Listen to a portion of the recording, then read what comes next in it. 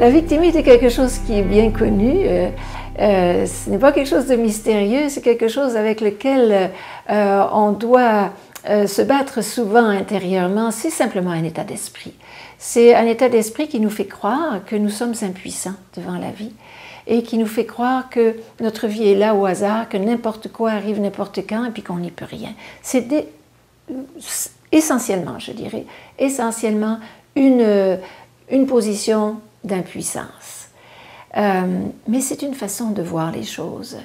Et on a la possibilité de changer notre perspective et de sortir de cet état de victime.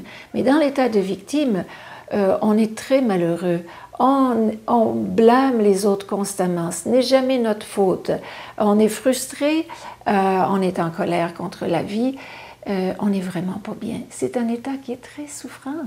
Et c'est dommage, parce que c'est juste un état d'esprit. On pense que c'est ça la réalité. En fait, c'est une illusion. Et on peut sortir de cette illusion qui est très souffrante et on peut définitivement placer notre pensée d'une autre façon. Et c'est ce que je propose dans Le pouvoir de choisir, une façon de guérir la victimite, de s'en débarrasser et de retrouver son propre pouvoir. Et c'est parfaitement faisable. La lecture du livre est quelque chose de très, très utile et puissant. Ça fait faire des prises de conscience majeures, comme de milliers de lecteurs me l'ont fait savoir. C'est très utile, surtout dans notre monde. On a besoin de retrouver notre pouvoir, notre joie, notre certitude. C'est faisable si on arrive à se dégager de cet état d'esprit de victime.